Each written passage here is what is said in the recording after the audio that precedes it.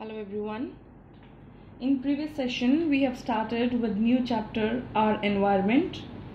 We did what was ecosystem, what is actually ecosystem, the definition of ecosystem, types of ecosystem, natural the artificial, and then components of ecosystem, biotic and abiotic.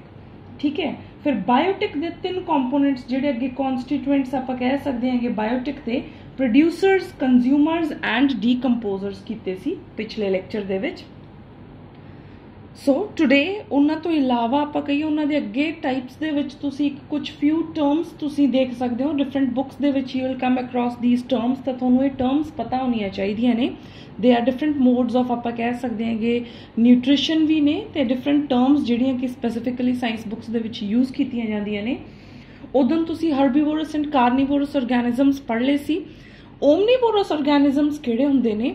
ਦੇ eat both plant and animals, right. ਕੱਲੇ plant eating animals ਨੂੰ herbivores ਕਿਹਾ ਜਾਂਦਾ ਹੈ, ਕੱਲੇ animals flash eating animals ਨੂੰ ਤੁਸੀਂ ਕਾਰਨੀਵੋਰਸ ਕਹਿੰਦੇ ਹੋ, ਤੇ ਐਂਡ ਤੁਸੀਂ ਜਿਹੜੇ ਪਲਾਂਟਸ ਐਨੀਮਲਸ ਦੋਨਾਂ ਨੂੰ ਖਾਣ, ਜਿਹੜੇ ਕਿ ਦੋਨਾਂ ਤੇ ਆਪਦੇ ਆਪ ਨੂੰ ਫੀਡ ਕਰਨ, ਉਹਨਾਂ ਨੂੰ ਆਪਣਾ ਓਮਨੀਵੋਰਸ ਕਿਹਾ ਜਾਂਦਾ ਹੈ, ਰਾਈਟ। ਸੋ ਬੀਅਰ ਹੈ, ਕ੍ਰੋ ਹੈ, ਤੁਸੀਂ ਦੇਖੋਗੇ ਕ੍ਰੋ ਜੋ ਹੈ ਆਪਣੇ ਪਲਾਂਟਸ ਨੂੰ ਵੀ ਖਾਂਦਾ ਹੈ, ਵੀਡਸ ਵਗੈਰਾ ਇਹਨਾਂ ਚੀਜ਼ਾਂ ਨੂੰ ਵੀ ਉਹ ਕ੍ਰੌਪਲੈਂਡਸ ਦੇ ਵਿੱਚੋਂ ਚੁਗਦਾ ਹੈ, ਤੇ ਕ੍ਰੋ ਜਿਹੜਾ ਹੈਗਾ ਛੋਟੇ ਇਨਸੈਕਟਸ, ਅਰਥਵਰਮਸ ਐਟਸੈਕਟਰਾ ਨੂੰ ਵੀ ਖਾ ਲੈਂਦਾ ਹੈ, ਤੇ ਇਹ ਕੈਟੇਗਰੀ ਆ ਜਾਂਦੀ ਹੈ ਆਪਣੀ ਓਮਨੀਵੋਰਸ ਦੀ, right। Next one term which you should know, it is again heterotrophic mode of nutrition ਦਾ ਇੱਕ ਪਾਰਟ ਹੁੰਦਾ ਇਹ parasites। parasites ਉਹ organisms ਹੁੰਦੇ ਨੇ ਜਿਹੜੇ ਕਿ ਨਿਊਟ੍ਰੀਸ਼ਨ ਕਿਸੇ ਹੋਸਟ ਬੋਡੀ ਤੋਂ ਲੈਣ, ਪਰੰਤੂ ਉਹਨੂੰ ਮਾਰਨ ਨਾ, ਕਿਸੇ ਡੈਡ ਡਿਕੇਇੰਗ ਤੋਂ ਨਹੀਂ ਲੈਣੀ, ਕਿਸੇ ਹੋਸਟ ਲਿਵਿੰਗ ਜਿਉਂਦੀ ਚੀਜ਼ ਤੋਂ ਤੁਸੀਂ ਨਿਊਟ੍ਰੀਸ਼ਨ ਆਪਣਾ ਲੈਣਾ ਹੈ, ਨਿਊਟ੍ਰੀਸ਼ਨ ਡਿਰਾਈਵ ਕਰਨਾ ਹੈ ਵਿਦਾਊਟ ਕਿਲਿੰਗ, ਰਾਈਟ। ਤਾਂ parasites they are basically parasitic mode of nutrition ਵੀ ਕਹਿ ਦਿੰਦੇ ਆਪਾਂ ਇਸ ਮੋਡ ਆਫ ਨਿਊਟ੍ਰੀਸ਼ਨ ਨੂੰ। ਹੈਟਰੋਟ੍ਰੋਫਿਕ ਹੈ ਕਿਉਂ? ਕਿਉਂਕਿ ਆਪਣਾ ਭੋਜਨ ਆਪਾਂ ਖੁਦ ਨਹੀਂ ਇਹ ਪੈਰਾਸਾਈਟਸ ਬਣਾਉਣਗੇ, they are dependent upon some other. ਤਾਂ ਇਹ ਕੀ ਹੈ? ਹੈਟਰੋਟ੍ਰੋਫਿਕ ਮੋਡ ਆਫ ਨਿਊਟ੍ਰੀਸ਼ਨ ਦੀ ਅੱਗੇ ਇੱਕ ਸਬ ਕੈਟੇਗਰੀ ਹੈ। They are consumers, they derive nutrition from the host body without killing them. Leeches ਹੋ ਗਈਆਂ ਜੋ ਕਿ ਬਲੱਡ ਵਗੈਰਾ ਤੋਂ ਨਿਊਟ੍ਰੀਸ਼ਨ ਜਿੱਥੇ ਚਿਪਕ ਜਾਂਦੀਆਂ ਨੇ ਤਾਂ ਉੱਥੋਂ ਬਲੱਡ ਸਕਿੰਗ ਸਿਸਟਮ ਉਹਨਾਂ ਦਾ ਪ੍ਰੋਸੈਸ ਸ਼ੁਰੂ ਹੋ ਜਾਂਦਾ ਹੈ।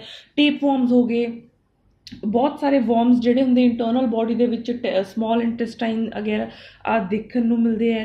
ਤੁਸੀਂ ਸੁਣਿਆ ਹੋਣਾ ਵੀ ਆਪਾਂ ਕਹਿੰਦੇ ਕਿ ਆਹ ਲਈ ਮੈਡੀਸਨ ਲਓ, ਹੋ ਸਕਦਾ ਹੈ ਕਿ ਇਹਦੇ ਜਿਹੜੀ ਹੈਗੀ ਹੈ ਇਹਨੂੰ ਕੀੜਿਆਂ ਦੀ ਪ੍ਰੋਬਲਮ ਹੋਵੇ। ਤਾਂ ਕਿਸੇ ਵੀ ਟਾਈਪ ਦੇ ਜਿਹੜੇ ਟੇਪ ਵਰਮ ਹੈ, ਲਿਵਰ ਫਲੂਕਸ ਹੁੰਦੇ ਨੇ, ਹੋਰ ਬਹੁਤ ਤਰ੍ਹਾਂ ਦੇ ਜਿਹੜੇ ਹੈਗੇ ਆਪਣੇ ਕੋਲੇ ਵਰਮਸ ਹੁੰਦੇ ਨੇ ਜਿਹੜੇ ਕਿ ਕਿਸੇ ਨਾ ਕਿਸੇ ਹੋਸਟ ਬੋਡੀ ਤੇ ਆਪਦੇ ਆਪ ਨੂੰ ਕੀ ਕਰਦੇ ਹੈ, ਫੀਡ ਕਰਦੇ ਹੈ। ਤਾਂ ਇਸ ਮੋਡ ਆਫ ਨਿਊਟ੍ਰੀਸ਼ਨ ਨੂੰ ਆਪਾਂ ਪੈਰਾਸਿਟਿਕ ਮੋਡ ਆਫ ਨਿਊਟ੍ਰੀਸ਼ਨ ਕਹਿੰਦੇ ਹਾਂ। ਥਰਡ ਇਜ਼ ਯੋਰ ਸੈਪਰੋਫਾਈਟਸ, ਇਸ ਨੂੰ ਸੈਪਰੋਟ੍ਰੋਪਿਕ ਮੋਡ ਆਫ ਨਿਊਟ੍ਰੀਸ਼ਨ ਵੀ ਤੁਸੀਂ ਕਹਿ ਸਕਦੇ ਹੋ। ਸੈਪਰੋਫਾਈਟਸ ਕਿਹੜੇ ਆਰਗੈਨਿਜ਼ਮਸ ਹੁੰਦੇ ਨੇ? ਦੇ ਆਰ ਆਲਸੋ ਕੰਜ਼ਿਊਮਰਸ, ਕਿਉਂਕਿ ਆਪਦਾ ਖਾਣਾ ਪਾਣੀ ਖੁਦ ਪ੍ਰੋਡਿਊਸ ਨਹੀਂ ਕਰ ਸਕਦੇ ਤਾਂ ਪ੍ਰੋਡਿਊਸਰ ਤਾਂ ਹੈ ਨਹੀਂ, ਇਹ ਵੀ ਕੈਟੇਗਰੀ ਹੈ ਕੰਜ਼ਿਊਮਰਸ ਦੀ। They derive their nutrition from the dead and decaying organic matter, ਕਿਸੇ ਮਰੀ ਹੋਈ ਚੀਜ਼ ਤੋਂ, ਸੜੀ ਗਲੀ ਚੀਜ਼ ਤੋਂ ਆਪਣਾ ਨਿਊਟ੍ਰੀਸ਼ਨ ਪ੍ਰੋਸੈਸ ਆਬਟੇਨ ਕਰਦੇ ਨੇ, ਨਿਊਟ੍ਰੀਸ਼ਨ ਪ੍ਰੋਸੈਸ ਅਕੰਪਲਿਸ਼ ਕਰਦੇ ਨੇ। ਐਸੇ ਬਹੁਤ ਸਾਰੇ ਬੈਕਟੀਰੀਆ, ਫੰਗਾਈ ਐਟਸੈਕਟਰਾ ਨੇ ਜਿਹੜੀਆਂ ਸੜੀਆਂ ਗਲੀਆਂ ਚੀਜ਼ਾਂ ਤੋਂ ਆਪਣਾ ਮੋਡ ਆਫ ਨਿਊਟ੍ਰੀਸ਼ਨ ਲੈ ਕੇ ਆਪਦੇ ਆਪ ਨੂੰ ਫੀਡ ਕਰਦੇ ਨੇ, ਰਾਈਟ। ਤਾਂ ਇਹ ਤਿੰਨ ਬੇਸਿਕ ਟਰਮਸ ਨੇ, ਤੁਸੀਂ ਡਿਫਰੈਂਟ ਬੁੱਕਸ ਦੇ ਵਿੱਚ ਜਾਂ different day to day life ਦੇ ਵਿੱਚ ਬਹੁਤ ਜਗ੍ਹਾ ਤੇ ਟਰਮਸ ਨੂੰ ਦੇਖ ਸਕਦੇ ਹੋ। First of all you can pause the video, note down all these 3 terms, then resume for a new concept. Now, another topic in this chapter is food chain. Food chain ਕੀ ਚੀਜ਼ ਹੁੰਦੀ ਹੈ? Food chain ਨੂੰ ਆਪਾਂ ਕਿਵੇਂ ਡਰਾ ਕਰਦੇ ਹਾਂ? ਉਹਦੇ ਵਿੱਚ ਡਿਫਰੈਂਟ ਟ੍ਰੋਫਿਕ ਲੈਵਲਸ ਕੀ ਹੁੰਦੇ ਨੇ, ਹਰ ਇੱਕ ਟ੍ਰੋਫਿਕ ਲੈਵਲ ਦੀ ਕੀ ਇੰਪੋਰਟੈਂਸ ਹੈ, ਕਿੰਨੇ ਲੈਵਲਸ ਹੋ ਸਕਦੇ ਨੇ, ਠੀਕ ਹੈ। ਇਹ ਸਾਰੀ ਚੀਜ਼ ਜਿਹੜੀ ਹੈਗੀ ਹੈ ਫੂਡ ਚੇਨ ਦੇ ਵਿੱਚ ਆਊਗੀ। ਐਂਡ ਹਰ ਟ੍ਰੋਫਿਕ ਲੈਵਲ 'ਤੇ ਕਿੰਨੀ એનર્ਜੀ ਟ੍ਰਾਂਸਫਰ ਹੁੰਦੀ ਹੈ, ਕਿੰਨੀ ਆਪਾਂ ਕਹੀਏ ਟੌਕਸਿਕ ਲੈਵਲ ਐਕਿਊਮੂਲੇਟ ਹੁੰਦਾ ਹੈ, ਅਤੇ ਸਾਰੇ ਕੈਰੈਕਟਰਿਸਟਿਕ ਫੀਚਰਸ ਜਿਹੜੇ ਫੂਡ ਚੇਨ ਦੇ ਨੇ ਉਹ ਤੁਸੀਂ ਇਸ ਟੌਪਿਕ ਦੇ ਅੰਡਰ ਕਰਨੇ ਨੇ। First of all food chain ਹੁੰਦਾ ਕੀ ਹੈ? ਆਪਾਂ ਕਹਿੰਦੇ ਕਿਹਨੇ ਕਿਹਨੂੰ ਖਾਇਆ। ਇੱਥੇ ਈਕੋਸਿਸਟਮ ਦੇ ਵਿੱਚ ਹਰੇਕ ਆਰਗੈਨਿਜ਼ਮ ਆਪਦੇ ਆਪ ਨੂੰ ਕਿਸੇ ਹੋਰ ਚੀਜ਼ ਦੇ ਉੱਪਰ ਫੀਡ ਕਰਦਾ ਹੈ, ਤਾਂ ਕਿਹੜੀ ਚੀਜ਼ ਕਿਸ ਚੀਜ਼ ਨੂੰ ਖਾ ਰਹੀ ਹੈ ਤਾਂ ਉਹਨੂੰ ਅੱਗੇ ਹੋਰ ਕੌਣ ਖਾ ਜਾਂਦਾ ਹੈ, ਉਹ ਕਿਸ ਹੋਰ ਆਰਗੈਨਿਜ਼ਮ ਲਈ ਨਿਊਟ੍ਰੀਸ਼ਨ ਬਣ ਜਾਂਦਾ ਹੈ। ਅਤੇ ਇਹ ਸਾਰਾ ਕੀ ਚੱਲਦਾ ਰਹਿੰਦਾ? ਇੱਕ ਚੇਨ ਲਾਈਕ ਸਟਰਕਚਰ ਚੱਲਦਾ ਹੈ ਫੂਡ ਚੇਨ, ਰਾਈਟ। तो it is the sequential interlinking, एक सीक्वेंस दे विच आए नहीं है कोई भी किसी भी टाइप किसी भी जगह ते किसी भी किसी नाल लिंक कर देंगे, नहीं, एक proper first step second third and fourth so on, एक सीक्वेंशियल इंटरलिंकिंग ऑफ ऑर्गेनिजम्स है involving transfer of food energy through various trophic levels. Step by step दे विच एनर्जी की हुंदी है तुहाडी ट्रांसफर होएगी, right. So this is what transfer of energy हुंदी है एक सीक्वेंशियल ऑर्डर दे विच जिन्हों कि आपां फूड चेन कहने हैं। दैन ट्रॉफिक लैवल की हुंदे है, ये डिफरेंट स्टैप्स हुंदे ने। डिस्टिंक्ट का मतलब होंदा है different distinct sequential steps in a food chain. एक फूड चेन दे विच डिफरेंट स्टैप्स ने जिथे कि तुहाडी एनर्जी ऑफ ट्रांसफर ने actually take place, from where your energy will be transferred from one level to another. तो वो स्टैप है जिथे एनर्जी का ट्रांसफरेंस प्रोसैस हुंदा है, राइट। तो एक फूड चेन दे विच जिहड़े स्टैप्स हुंदे जनरली 4 to 5 मैक्सीमम ही हुंदे हैगे। क्यों? इहदा कारण तुहानूं अगे एक कैरेक्टरिस्टिक फीचर दे विच पता लगेगा कि फूड चेन 9-10 लैवल्स वाली लंबी फूड चेन क्यों नहीं हो सकती, राइट। तो जनरली एक फूड चेन दे 3 स्टैप्स 4 to 5 मैक्सीमम स्टैप्स हुंदे ने which are called trophic levels, right? So first you can pause the video, note down these 2 points, then I'll show you the food chain in a pyramid diagram. एक pyramid diagram दे विच आपां दस्सांगे कि upright pyramid दे विच किवें एक level तो दूसरे level तक जिहड़ी तुहाडी एनर्जी है ट्रांसफर होएगी। So you can see आ एक तुहाडा pyramid है, upright pyramid है। इस pyramid दे विच तुसीं देखोगे सब तो बेस लेवल जिहड़ा तुहाडा है वो प्रोड्यूसर्स दा है, राइट। प्रोड्यूसर्स जिहड़े हैगे है और वो किस चीज़ लई किन्ना लई न्यूट्रिशन दा बननगे, किन्ना लई न्यूट्रिशन दा रोल प्ले करनगे, प्राइमरी कंज्यूमर्स लई। तो primary consumers they will feed on producers. उस तो प्राइमरी कंज्यूमर तो अगे आंदे अपने कोले सैकेंडरी कंज्यूमर, जो कि तुसी कंज्यूमर दियां सब कैटेगरीज च पढ़ चुके हो lecture 1 they which. Secondary consumers they will feed on primary consumer and जिहड़े टर्शरी कंज्यूमर्स है they will feed on secondary consumer, right. तो आपां कहांगे कि इस फूड चेन दे विच तुहाडे कोले 4 ट्रॉफिक लैवल्स ने, राइट। किवें हुण आपां इन्हां दा दूसरा नाम भी देख सकते हैं। तो कंज्यूमर दे टाइप दे विच सी अगर आपां प्रोड्यूसर्स हर्बीवोरस कार्नीवोरस दी फॉर्म च लिखना होवे तो प्रोड्यूसर्स अपने कोले बेसिक हो गए। तो प्राइमरी कंज्यूमर्स की हुंदे ने they are also called herbivores and secondary consumers they are called primary carnivores secondary carnivores. इन्हां तो उपर अगर तुसी क्वाटनरी देखोगे तो उहदे कोरस्पोंडिंगली इधरले पासे की आ जाऊगा टॉप कार्नीवोरस, राइट। सो ये जिहड़े हैगे तुहाडे कोले डिफरेंट नेम्स दे अकॉर्डिंगली फूड चेन नूं अपराइट पोजीशन च दिखाया है। आप पिरामिड दे विच आपां primary consumer secondary consumer and so on the form च दिखाया है। एंड एक एग्जाम्पल लैके तुहानूं शो कीता है कि किवें आह 4 लैवल्स दी ट्रॉफिक लैवल्स दी जिहड़ी फूड चेन है ये कित्थे तुसी देखण नूं तुहानूं मिल सकदी है। फॉर एग्जाम्पल जिद्दां ग्रास है, ग्रास की एक प्रोड्यूसर है क्योंकि इहदे विच फोटोसिंथेसिस प्रोसैस दे नाल ग्रीन कलर पिगमेंट एक क्लोरोफिल हुंदा है जिहड़ा कि फोटोसिंथेसिस च रोल प्ले करके फूड प्रिपेयर करूगा, ठीक है, themselves. So they are autotrophs. The base level ही अपना ऑटोट्रॉफ्स दा है। ग्रास हॉपर फीड करूगा आपदे आपनूं ग्रास ते, फ्रॉग ग्रास हॉपर ते फीड कर सकदा एंड स्नेक जिहड़ा है फरदर फ्रॉग नूं खा सकदा है। तो ये जिहड़ी पूरी दी पूरी चेन है जिहड़ी ये तुहाडी एक सिंपल 4 लैवल्स वाली फूड चेन है, right? So now you can make this food chain, you can make this pyramid, and then we'll understand some of the characteristic features of this food chain. बहुत important ने, कल्ले कल्ले characteristic feature तो एक एक question बन सकता है या together these points will help you to elaborate an answer of a food chain. So first of all draw this diagram and then proceed for further points. So the very first point is कि एक food chain दे विच जो energy दा flow है, food की एक तरीके दा आप एनर्जी ट्रांसफर कर रहे हैं एक तो दूसरे लेवल ते, जो फ्लो ऑफ एनर्जी है वो यूनी डायरेक्शनल होएगा। यूनी दा मतलब हुंदा है एक, सिंगल डायरेक्शन दे विच होएगा, बाई डायरेक्शनल नहीं होएगा। मतलब अगर तुसी एक सामने वाले नूं सिर्फ तुसी ही कोई गल कह सकदे हो, वो तुहानूं नहीं कह सकदा। मतलब तुसी अपने सामने वाले बंदे नूं बोल सकते हो। तो ये जिहड़ा कम्युनिकेशन है तुहाडा यूनी डायरेक्शनल है, राइट। जे तुसी भी उन्होंने कुछ कह सकते हो तो वह भी तुहानूं कुछ कह सकदा है, तुसी सुनोगे। तो ये जिहड़ा हुण कम्युनिकेशन हो जाएगा, 2 वे कम्युनिकेशन हो जाऊगा, बाई डायरेक्शनल हो जाऊगा, ਰਾਈਟ। ਤੇ ਯੂਨੀ ਡਾਇਰੈਕਸ਼ਨਲ ਦਾ ਮਤਲਬ ਕੀ ਹੁੰਦਾ, ਇੱਕ ਸਾਈਡ ਤੋਂ ਦੂਸਰੀ ਸਾਈਡ, ਬਸ ਇੱਕੋ ਹੀ ਸਾਈਡ ਜਾਣਾ, ਕੋਈ ਚੀਜ਼ ਨਹੀਂ, ਠੀਕ ਹੈ। ਤਾਂ ਜਿਹੜਾ ਫਲੋ ਆਫ એનર્ਜੀ ਹੋਏਗਾ ਇੱਥੇ ਫੂਡ ਚੇਨਸ ਦੇ ਵਿੱਚ, ਉਹ ਕੀ ਹੋਊਗਾ, flow of energy is unidirectional. ਹਮੇਸ਼ਾ ਲੋਅਰ ਟ੍ਰੋਫਿਕ ਲੈਵਲ ਤੋਂ ਅਪਰ ਟ੍ਰੋਫਿਕ ਲੈਵਲ ਵਾਲੇ ਪਾਸੇ ਨੂੰ, ਇੱਕ ਪਾਸੇ ਨੂੰ ਤੁਸੀਂ ਦੇਖੋਗੇ એનર્ਜੀ ਫਲੋ ਕਰੂਗੀ, ਤਾਂ ਜਿਹੜੀ એનર્ਜੀ ਆਪਣੇ ਤੋਂ ਦੂਸਰੇ ਟ੍ਰੋਫਿਕ ਲੈਵਲ 'ਚ ਐਂਟਰ ਕਰ ਗਈ, ਉਹ ਵਾਪਸ ਆਪਣੇ ਪਿਛਲੇ ਟ੍ਰੋਫਿਕ ਲੈਵਲ 'ਚ ਨਹੀਂ ਆ ਸਕੇਗੀ। ਕਿਵੇਂ? ਫੋਰ ਐਗਜ਼ਾਮਪਲ ਪ੍ਰੋਡਿਊਸਰਸ ਨੇ, ਸਪੋਜ਼ ਪ੍ਰੋਡਿਊਸਰਸ ਕੋਲੇ ਸੋਲਰ એનર્ਜੀ ਸੀ, ਸੋਲਰ એનર્ਜੀ ਨੂੰ ਯੂਜ਼ ਕਰਕੇ, ਇਹਨਾਂ ਨੇ એનર્ਜੀ ਨੂੰ ਯੂਜ਼ ਕਰਕੇ ਫੂਡ ਨੂੰ ਗਲੂਕੋਜ਼ ਸਟਾਰਚ ਦੀ ਫਾਰਮ ਦੇ ਵਿੱਚ ਆਪਦੇ ਵਿੱਚ ਸਟੋਰ ਕਰਕੇ ਰੱਖਿਆ। ਪ੍ਰੋਡਿਊਸਰਸ ਤੋਂ ਕੁਝ એનર્ਜੀ ਜਿਹੜੀ ਹੈਗੀ ਆ ਉਹ ਹਰਬੀਵੋਰਸ ਦੇ ਵਿੱਚ ਚਲੀ ਜਾਏਗੀ। ਜਦੋਂ ਹਰਬੀਵੋਰਸ ਇਹਨਾਂ ਪਲਾਂਟਸ ਨੂੰ ਖਾਣਗੇ ਤਾਂ ਜੋ ਪ੍ਰੋਡਿਊਸਰਸ ਦੀ એનર્ਜੀ ਹੈ ਉਹ ਕਿੱਧਰ ਟ੍ਰਾਂਸਫਰ ਹੋਗੀ, ਹਰਬੀਵੋਰਸ ਦੇ ਵਿੱਚ ਪ੍ਰਾਇਮਰੀ ਕੰਜ਼ਿਊਮਰਸ 'ਚ ਹੋਗੀ, ਠੀਕ ਹੈ। ਪ੍ਰਾਇਮਰੀ ਕੰਜ਼ਿਊਮਰਸ ਤੋਂ ਅੱਗੇ ਫਰਦਰ ਉਹ એનર્ਜੀ ਜਦੋਂ ਉਹਨਾਂ ਨੂੰ ਪੱਤੇ ਖਾਣ ਵਾਲੇ ਹਰਬੀਵੋਰਸ ਆਰਗੈਨਿਜ਼ਮਸ ਨੂੰ, ਕੋਈ ਹੋਰ ਡੀਅਰ ਨੂੰ ਅੱਗੇ ਕੋਈ ਹੋਰ ਖਾਊਗਾ, ਤਾਂ ਉਹ એનર્ਜੀ ਉਹਦੇ ਵਿੱਚ ਚਲੀ ਜਾਊਗੀ ਨਿਊਟ੍ਰੀਸ਼ਨ ਦੇ ਪ੍ਰੋਸੈਸ 'ਚ। ਕੀ ਇਹ ਵਾਲਾ ਸੈਕੰਡਰੀ ਕੰਜ਼ਿਊਮਰ ਉਹ એનર્ਜੀ ਚਾਹਵੇ ਕਿ ਮੈਂ ਤਾਂ ਵਾਪਸ ਉਸ ਹਰਬੀਵੋਰਸ ਨੂੰ ਦੇਣਾ ਚਾਹੁੰਦਾ, ਜਾਂ ਫਿਰ ਕੋਈ ਹਰਬੀਵੋਰਸ ਡੀਅਰ ਕਵੇ ਕਿ ਮੈਂ ਤਾਂ ਜੋ ਖਾਣਾ ਪਾਣੀ ਖਾਇਆ ਹੈ, ਪਲਾਂਟਸ ਜੋ ਖਾਦੇ ਨੇ, ਗ੍ਰਾਸ ਜੋ ਖਾਇਆ ਹੈ, ਮੈਂ ਤਾਂ ਵਾਪਸ ਇਹ એનર્ਜੀ ਗ੍ਰਾਸ ਦੇ ਵਿੱਚ ਟ੍ਰਾਂਸਫਰ ਕਰਨਾ ਚਾਹੁੰਦਾ। ਇਹ ਪੋਸੀਬਲ ਨਹੀਂ ਹੈ, એનર્ਜੀ ਦਾ ਬੈਕ ਫਲੋ ਪੋਸੀਬਲ ਨਹੀਂ ਹੈ। ਤਾਂ ਇੱਕੋ ਸਾਈਡ, ਇੱਕੋ ਪਾਸੇ એનર્ਜੀ ਕੀ ਕਰੇਗੀ, ਹਮੇਸ਼ਾ ਫਲੋ ਕਰੇਗੀ। ਤੁਸੀਂ ਪਿਛਲੇ ਲੈਵਲ ਨੂੰ એનર્ਜੀ ਵਾਪਸ ਨਹੀਂ ਕਰ ਸਕਦੇ, ਰਿਵਰਟ ਬੈਕ ਨਹੀਂ ਕਰ ਸਕਦੇ, right? So in a food chain, flow of energy is always unidirectional. It means that energy flow through these trophic levels in one direction only, and they cannot be reverted back.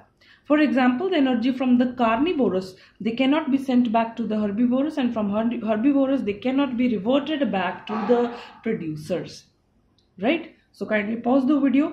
इस चीज़ ਨੂੰ ਦੇਖਦੇ ਹੋਏ ਤੁਸੀਂ ਇਸ point ਨੂੰ ਸਮਝਣ ਦੀ ਕੋਸ਼ਿਸ਼ ਕਰੋ ਕਿ ਹਮੇਸ਼ਾ ਇੱਕ ਵਾਲੀ ਸਾਈਡ ਨੂੰ ਇੱਕ ਡਾਇਰੈਕਸ਼ਨ 'ਚ ਹੀ ਜਾਏਗੀ, ਜਾਂ ਤਾਂ ਉੱਪਰੋਂ ਨੀਚੇ ਨੂੰ ਆਊਗੀ ਜਾਂ ਨੀਚੋਂ ਉੱਪਰ ਨੂੰ ਜਾਊਗੀ, but bidirectional energy flow ਨਹੀਂ ਹੋ ਸਕਦਾ।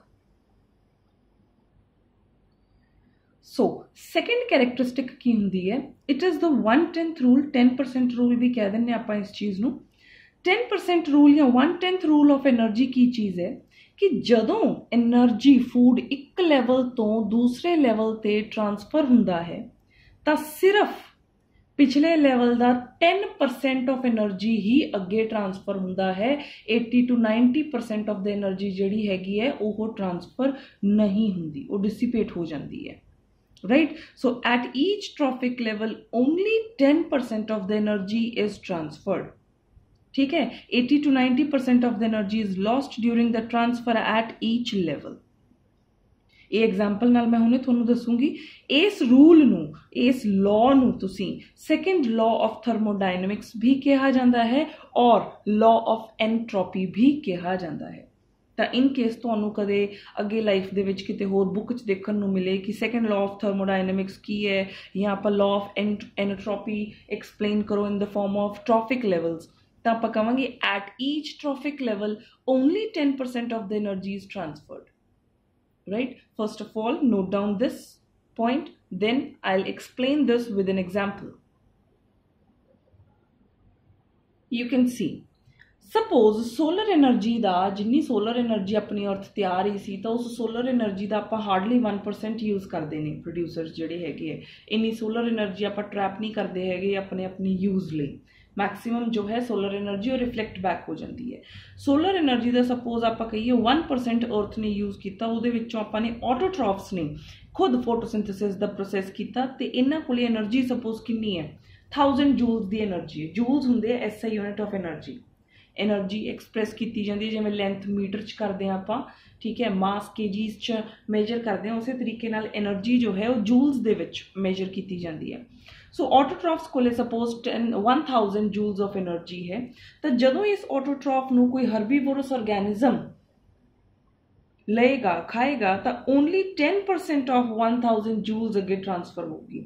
10% ਆਫ 1000 ਜੂਲ ਮਤਲਬ ਓਨਲੀ 100, ਰਾਈਟ? ਸੋ ਓਨਲੀ 100 ਜੋ ਹੈ ਉਹ ਤੁਹਾਡੀ ਅੱਗੇ ਟ੍ਰਾਂਸਫਰ ਹੋਗੀ। ਚਲੋ ਹਰਬੀਵੋਰਸ ਨੂੰ ਅੱਗੇ ਕਿਹਨੇ ਖਾਇਆ, ਪ੍ਰਾਇਮਰੀ ਕੰਜ਼ਿਊਮਰ ਨੇ ਖਾਇਆ, ਤਾਂ ਹੁਣ 10% ਆਫ 100 ਜੂਲਸ ਹੀ ਅੱਗੇ ਟ੍ਰਾਂਸਫਰ ਹੋਏਗੀ એનર્ਜੀ, ਮਤਲਬ ਓਨਲੀ 10 ਜੂਲਸ। ਤੁਸੀਂ ਸੋਚੋ ਮਤਲਬ 3 ਲੈਵਲਸ ਤੇ ਹੀ 1000 ਜੂਲਸ ਤੋਂ એનર્ਜੀ ਜਿਹੜੀ 3rd ਲੈਵਲ ਤੱਕ ਪਹੁੰਚੀ ਸਿਰਫ 10 ਜੂਲਸ। ਤਾਂ ਹੁਣ ਅਗਰ ਜੇ ਤੁਸੀਂ ਇੱਥੇ 5th 6th 7th traffic levels ਵਧਾਓਗੇ ਤਾਂ ਹਾਰਡਲੀ ਤੁਸੀਂ ਦੇਖੋਗੇ ਕਿ 5th 6th ਲੈਵਲ ਤੱਕ ਜਾਂਦੇ ਜਾਂਦੇ એનર્ਜੀ ਜੋ ਹੈ ਆਲਮੋਸਟ ਖਤਮ ਹੋ ਜਾਏਗੀ। ਜੋ ਪ੍ਰੀਵੀਅਸ એનર્ਜੀ ਦਾ ਟ੍ਰਾਂਸਫਰ ਹੋ ਰਿਹਾ ਹੈ ਪੂਰੇ ਫੂਡ ਚੇਨ ਦੇ ਵਿੱਚ, ਉਹ 10% ਕਰ ਕਰਕੇ ਜਮਾਂ ਪੁਆਇੰਟਾਂ 'ਚ ਚਲੇ ਜਾਓਗੇ ਤੁਸੀਂ ਅੱਗੇ। ਇਨ ਦਿਸ ਐਗਜ਼ਾਮਪਲ ਅਗਰ ਆਪਾਂ ਧਿਆਨ ਦਈਏ ਤਾਂ ਇਸੇ ਤਰੀਕੇ ਨਾਲ ਜਦੋਂ ਮੈਂ ਫਰਸਟ ਪੁਆਇੰਟ 'ਚ ਕਿਹਾ ਸੀ ਕਿ ਕਿਸੇ ਵੀ ਫੂਡ ਚੇਨ ਦੇ 3 ਤੋਂ 4 ਲੈਵਲਸ ਜ਼ਿਆਦਾਤਰ ਦੇਖੇ ਜਾਂਦੇ ਨੇ, ਮੈਕਸਿਮਮ 4 to 5 ਹੀ ਆਪਾਂ ਦੇਖਦੇ ਹਾਂ। ਕਿਉਂਕਿ ਉਸ ਤੋਂ ਬਾਅਦ hardly energy is left to be transferred. According to 10% rule, only 1/10 of the energy, 10% of the energy is transferred at each trophic level. Right, तो ਇਹ ਐਗਜ਼ਾਮਪਲ ਨਾਲ ਤੁਹਾਨੂੰ ਪਤਾ ਲੱਗੂਗਾ ਕਿ 10% ਕਰਦੇ 3 ਲੈਵਲਸ 'ਚ ਤੁਸੀਂ ਦੇਖ ਲਓ 1000 ਤੋਂ ਹਾਰਡਲੀ 10 ਜੂਲਸ ਦੀ એનર્ਜੀ ਅੱਗੇ ਪਹੁੰਚੀ ਹੈ। Right, note this example then resume. So your next point is, next characteristic feature is again एक नवी technical term है, that is biological magnification। Biological magnification ਦਾ ਮਤਲਬ ਕੀ ਹੁੰਦਾ, ਕਿਸੇ ਚੀਜ਼ ਦੀ ਐਨਲਾਰਜਮੈਂਟ ਆਪਾਂ ਕਹਿ ਦਿੰਦੇ ਹਾਂ ਮੈਗਨੀਫਿਕੇਸ਼ਨ, ਨੋਰਮਲੀ ਉਸ ਚੀਜ਼ ਨੂੰ ਵੱਡਾ ਕਰਨਾ। ਇਹ ਆਪਾਂ ਲੇਮੈਨ ਲੈਂਗੁਏਜ 'ਚ ਸਿੰਪਲੀ ਮੈਗਨੀਫਿਕੇਸ਼ਨ ਦਾ ਸਮਝਦੇ ਹਾਂ। ਰਾਈਟ, ਬਾਇਓਲੋਜੀਕਲ ਮਤਲਬ ਹੁੰਦਾ ਹੈ ਕੁਦਰਤੀ। ਸਮ ਹਾਰਮਫੁਲ ਇਸ ਕੈਮੀਕਲਸ, ਬਹੁਤ ਸਾਰੇ ਐਸੇ ਕੈਮੀਕਲਸ ਨੇ ਮੈਨਮੇਡ ਨॉन ਬਾਇਓਡੀਗ੍ਰੇਡੇਬਲ ਐਸੇ ਕੈਮੀਕਲਸ ਨੇ ਜਿਹੜੇ ਕਿ ਖੁਦ ਖਤਮ ਨਹੀਂ ਹੁੰਦੇ।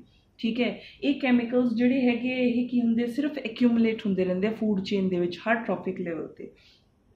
ਸੋ ਇਫ ਆਈ ਸੇ ਕਿ some harmful chemicals like DDT et cetera ਹੈ, ਮਰਕਰੀ, ਆਰਸੈਨਿਕ, ਬਹੁਤ ਸਾਰੇ ਐਸੇ ਤੁਸੀਂ ਦੇਖਿਆ ਹੋਣਾ। DDT ਤੇ ਤੁਸੀਂ ਬਹੁਤ normally day to day life ਦੇ ਵਿੱਚ ਵੀ ਹੁੰਦਾ ਹੈ ਵੀ ਕਦੇ ਇਨਸੈਕਟਸ ਵਗੈਰਾ ਨੂੰ ਮਾਰਨ ਲਈ ਆਪਾਂ ਕੀ ਕਰਦੇ ਹਾਂ, ਇੱਕ ਟੈਲਕਮ ਪਾਊਡਰ ਵਰਗੀ ਚੀਜ਼ ਹੁੰਦੀ ਹੈ, ਉਹਨੂੰ ਤੁਸੀਂ ਕੀ ਕਰ ਦਿੰਦੇ ਹੋ, ਸਪਰੇਅ ਕਰ ਦਿੰਦੇ ਹੋ ਉਹਨੂੰ ਟੂ ਕਿਲ।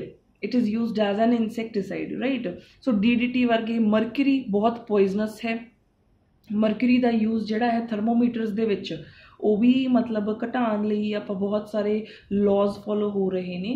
क्योंकि मरकरी जो है एक्चुअली वो पॉइजनस है। तो हुण तां डिजिटल थर्मोमीटर्स ते वर्क करन लग पे। पहलां जिहड़े जिन्हां दे विच मरकरी यूज़ हुंदी सी उन्हां थर्मोमीटर्स नूं रिप्लेस किया जा रहा है with digital. Right, so mercury, arsenic वगैरह बहुत इलैक्ट्रॉनिक चीज़ों के विच हुंदे ने etcetera. They enter the bodies of organism through the food chain. हुण जे तुसी प्लांट वगैरह ते कई बारी कोई DDT वगैरह सपोज फर्टिलाइजर्स ने, कोई पेस्टिसाइड ने, इंसैक्टिसाइड ने, DDT ये तुसी क्रॉपलैंड्स दे विच फील्ड्स दे विच तुसी पाते, स्प्रे करते, तो जिन्ना तो उन्होंने आपका असर इंसैक्ट्स ते दिखाना सी। Some of the insecticide, pesticides, fertilisers they are absorbed by the plant. जे तुसी उन्होंने प्रॉपरली वॉश नहीं करोगे तो भी की हो जाऊगा, वो तुहाडी फूड चेन दे विच एंटर कर जाएगा। ठीक है, हुण डीयर ने खाना है या किसी ने ग्रास ईटिंग एनीमल्स ने, उन्होंने किहड़ा कोई चीज़ धो के खानी है, उन्होंने किहड़ा क्लीनिंग का प्रोसैस देखना है, तो उत्थे की कर गया वो डायरैक्टली वो फर्टिलाइजर या पेस्टिसाइड सीगा वो फूड चेन दे विच कर गया एंटर। ठीक है, so these harmful chemicals they enter the bodies of the organisms through the food chain and they keep on increasing at each trophic level. Her trophic level ते की होगा वो अगे होर सिंथेसाइज हो के अगले ट्रॉफिक लेवल ते की हो जाते, एक्यूमुलेट हो जाएंगे, इंक्रीज हो जाएंगे, मतलब मैग्नीफाई हो जाएंगे। इस फिनोमिनन नूं आपां कहने हैं बायोलॉजिकल मैग्नीफिकेशन। राइट, और बायोमैग्नीफिकेशन दोनों टर्म्स यूज़ कीतियां जांदियां ने। ज़्यादातर बहुत सारे ह्यूमन बींग्स जिहड़े हैगे आपां इन इस फूड चेन का कई बार की हुंदा हैगा, it ends up at human beings. तो आप देख सकते हैं कि अगर आप टॉप लैवल फॉर्म कर रहे हैं किसी फूड चेन का, तो क्योंकि बेस लैवल तो एक्यूमुलेट होंदी आई है वो चीज़, तो अपने विच की होगी सब तो हाईएस्ट होएगी। Chemicals accumulated in our bodies, उन्हां दी concentration human beings top level दे विच की होएगी, ऑब्वियसली ज़्यादा होएगी। As the human beings occupy top levels in the food chain, they are ਆਪਾਂ ਜਿਹੜੇ ਹੈਗੇ ਓਮਨੀਵੋਰਸ 'ਚ ਆ ਜਾਂਦੇ ਕਾਫੀ ਆਰਗੈਨਿਜ਼ਮਸ ਜਿਹੜੇ, ਕਿਉਂਕਿ ਆਪਾਂ ਹਰਬੀਵੋਰਸ ਤੇ ਵੀ ਫੀਡ ਕਰਦੇ ਹਾਂ, ਕਾਰਨੀਵੋਰਸ ਤੇ ਵੀ ਫੀਡ ਕਰਦੇ ਹਾਂ ਹਿਊਮਨ ਬੀਂਗਸ। ठीक है, as human beings occupy top levels in the food chain, so maximum concentration of these chemicals gets accumulated in our bodies. Right, so this was your content for biological magnification, and अगर तुहानू food chain समझ आ गई तो तुहानू food web भी समझ आ जाएगा। Food chain तो एक सिंगल चेन की गल की गई है। हुण अगर आप कहिए कि सपोज अपने को 3 लैवल है 1 2 3, ठीक है, एक फूड चेन का तुहाडे कोले सिस्टम पिया सी 1 2 3। अगर लैवल 2 वाले ऑर्गेनिजम्स नहीं है या एक्सटिंक्ट हो गए तो हुण 1 ते 3 रह गया, कि फिर जिहड़ा सारा ईकोसिस्टम है इहदा इंबैलेंस क्रिएट होए रहेगा। ਇਹਦਾ मतलब 1 ਨੂੰ ਖਾਣ ਵਾਲਾ ਕੋਈ ਹੈ ਨਹੀਂਗਾ, ਠੀਕ ਹੈ, ਇਹਦਾ मतलब 3 ਨੂੰ ਖਾਣ ਵਾਲੀ ਕੋਈ ਚੀਜ਼ ਨਾ ਬਚੀ। आई से 1 2 ਤੇ 3 ਲੈਵਲ ਹੈ। ਸਪੋਜ਼ 2 1 ਨੂੰ ਖਾਊਗਾ, 3 ਜਿਹੜਾ ਹੈਗਾ 2 ਲੈਵਲ ਤੇ ਆਪਦੇ ਆਪ ਨੂੰ ਫੀਡ ਕਰੇਗਾ। ਸਪੋਜ਼ 2 ਲੈਵਲ ਵਿੱਚੋਂ ਐਕਸਟਿੰਕਟ ਹੋ ਗਈ, ਅਗਰ ਲੈਵਲ 2 ਟ੍ਰੋਫਿਕ ਲੈਵਲ ਐਕਸਟਿੰਕਟ ਹੋ ਗਿਆ, ਇਹਦਾ मतलब ਹੁਣ 1 ਦੀ ਪੋਪੂਲੇਸ਼ਨ ਵਧੀ ਜਾਊਗੀ, ਜਨਸੰਖਿਆ ਇਹਨਾਂ ਦੀ ਵੱਧ ਜੂਗੀ, ਇਹਨਾਂ ਨੂੰ ਖਾਣ ਵਾਲਾ ਕੋਈ ਨਹੀਂ ਹੈਗਾ, ਇਹੀ ਹੋਈ ਜਾਣਗੇ ਸਭ ਜਗ੍ਹਾ ਤੇ, ਠੀਕ ਹੈ। ਐਂਡ अगर 3 ਲਈ ਹੁਣ ਤੁਸੀਂ ਦੇਖਿਆ ਜਾਵੇ ਤਾਂ ਲੈਵਲ 2 ਐਗਜ਼ਿਸਟ ਹੀ ਨਹੀਂ ਕਰਦਾ, ਕੀ 3rd ਲੈਵਲ ਵਾਲੇ ਫਿਰ ਭੁੱਖੇ ਮਰ ਜਾਣਗੇ, ਇਹਨਾਂ ਲਈ ਕੁਝ ਨਹੀਂ ਬਚੂਗਾ। ਕਿਉਂ ਵੀ ਆਪਾਂ ਕਹੀਏ ਵੀ ਭਾਈ ਲੈਵਲ 2 ਤੇ ਐਕਸਟਿੰਕਟ ਹੋ ਗਿਆ, ਕਿਉਂਕਿ ਆਰਗੈਨਿਜ਼ਮਸ ਹੁਣ ਸਪੀਸ਼ੀਜ਼ ਰਹੀਆਂ ਨਹੀਂ ਤਾਂ 3 ਵਾਲੇ ਭੁੱਖੇ ਮਰ ਜਾਣ, ਉਹ ਵੀ ਮਰ ਜਾਣ, ਰਹਿ ਕੌਣ ਗਿਆ? ਸਿਰਫ ਇੱਕ ਬੇਸ ਲੈਵਲ ਰਹਿ ਗਿਆ, ਜਿਨ੍ਹਾਂ ਦੀ ਪੋਪੂਲੇਸ਼ਨ ਵਧੀ ਜਾਊਗੀ ਤਾਂ ਬਸ ਐਂਡ ਤੇ ਹੀ ਪ੍ਰੀਵੇਲ ਕਰ ਜਾਣਗੇ। ਤਾਂ ਇੱਦਾਂ ਨਹੀਂ ਹੁੰਦਾ, ਕਿਉਂਕਿ ਈਕੋਸਿਸਟਮ ਦੇ ਵਿੱਚ ਇੱਕ ਸਿੰਗਲ ਫੂਡ ਚੇਨ ਨਹੀਂ ਹੁੰਦੀ। ਇੱਕ ਲੈਵਲ ਤੇ ਬਹੁਤ ਸਾਰੇ ਤੁਸੀਂ ਦੇਖੋਗੇ ਪੂਰਾ ਇੱਕ ਇੰਟਰਲਿੰਕਿੰਗ ਦਾ ਵੈਬ ਬਣਿਆ ਹੋਏਗਾ। ਇੰਟਰਲਿੰਕਿੰਗ ਦਾ ਵੈਬ ਮਤਲਬ ਕੀ ਹੈ? ਇੱਕ ਨੂੰ ਕੋਈ ਕਦੇ ਹਮੇਸ਼ਾ ਇੱਕ ਚੀਜ਼ ਹੀ ਨਹੀਂ ਖਾਂਦੀ ਹੁੰਦੀ, ਉਹਨੂੰ ਖਾਣ ਵਾਲੇ ਬਹੁਤ ਸਾਰੇ ਉਹ ਤੋਂ ਉੱਪਰਲੇ ਲੈਵਲ ਵਾਲੇ ਪਏ ਹੁੰਦੇ ਆ, ਠੀਕ ਹੈ। ਤਾਂ ਹੁਣ ਆਪਾਂ ਕਹੀਏ ਇੱਕ ਗ੍ਰਾਸ ਹੈ, ਕੋਈ ਗ੍ਰਾਸ ਹੈ ਜਾਂ ਕੋਈ ਤੁਸੀਂ ਪਲਾਂਟ ਕਹਿ ਲਓ, ਕੋਈ ਕ੍ਰੌਪ ਹੈ, ਠੀਕ ਹੈ, ਉਸ ਕ੍ਰੌਪ ਨੂੰ ਖਾਣ ਵਾਲਾ ਇਕੱਲਾ ਡੀਅਰ ਹੀ ਨਹੀਂ ਹੈ। ਜੇ ਡੀਅਰ ਨਹੀਂ ਹੋਊਗਾ ਤਾਂ ਉਸਨੂੰ ਖਾਣ ਵਾਲਾ ਹਰਬੀਵੋਰਸ ਕਾਓ ਵੀ ਹੈ, ठीक है। सपोज काओ भी नहीं है, दोनों नहीं है, तो बहुत सारे प्लांट्स ਨੂੰ ਖਾਣ ਲਈ, ਹਰਬਸ ਲਈ, ਸ਼ਰਬਸ ਲਈ, ਹੋਰ ਬਹੁਤ ਸਾਰੀਆਂ ਐਸੀਆਂ ਚੀਜ਼ਾਂ ਨੇ ਜੋ ਕਿ ਡਾਇਰੈਕਟ ਹਿਊਮਨ ਨੀਡ ਦੇ ਨੇ। ਹੁਣ ਪਾਲਕ ਹੈ, ਇਹ ਸਾਰੀਆਂ ਚੀਜ਼ਾਂ ਇਹ ਪਸ਼ੂ ਵੀ ਖਾ ਲੈਣਗੇ, ਜੇ ਉਹ ਨਹੀਂ ਖਾਣਗੇ ਤਾਂ ਹਿਊਮਨ ਬੀਇੰਗਸ ਆਪਦੇ ਯੂਜ਼ ਲਈ ਲੈ ਰਹੇ ਨੇ। ਤਾਂ ਇੱਕ ਚੀਜ਼ ਨੂੰ ਕੰਜ਼ਿਊਮ ਕਰਨ ਵਾਲਾ ਕੋਈ ਡਾਇਰੈਕਟ ਇੱਕ ਸਿੰਗਲ ਆਰਗੈਨਿਜ਼ਮ ਨਹੀਂ ਹੁੰਦਾ, ਕਿਉਂਕਿ ਇੱਕ ਸਿੰਗਲ ਫੂਡ ਚੇਨ ਪ੍ਰੀਵੇਲ ਨਹੀਂ ਕਰਦੀ। ਇੰਟਰਲਿੰਕਿੰਗ ਆਫ ਇੱਕ ਤੋਂ ਜ਼ਿਆਦਾ ਇੰਟਰਲਿੰਕਿੰਗ ਆਫ ਫੂਡ ਚੇਨਸ ਪ੍ਰੀਵੇਲ ਕਰਦੀਆਂ ਨੇ ਆਪਸ ਦੇ ਵਿੱਚ, ਜਿਸ ਨੂੰ ਕਿ ਆਪਾਂ ਫੂਡ ਵੈਬ ਕਹਿੰਦੇ ਹਾਂ। So it's basically a network ਹੈ, ਇੱਕ ਝੁੰਡ ਹੈ, a network of food chains where various trophic levels are interconnected amongst each other. It provides alternative pathways of food availability।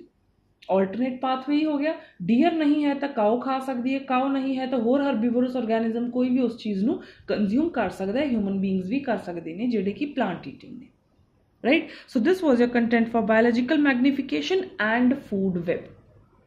You can kindly note down this content, and in next lecture we'll be proceeding with some other topics of this chapter। Till then you can revise the basic introduction, ecosystem components, types, right, and the 3 categories जो कि terms omnivorous, parasites, saprophytes आज कीतियां सी। then आज ਆਪਾਂ जो topic ਕੀਤਾ है वो mainly है food chain। food chain ਦੇ ਵਿੱਚ मैं ਤੁਹਾਨੂੰ ਦੱਸੀਆਂ ਉਹਦੀਆਂ features, unidirectional होना, 1/10th law जो है, and biological magnification with definition of food web, right? So next lecture we'll deal with ozone layer and its depletion, etc., such topics given in your chapter environment। Till then, thank you।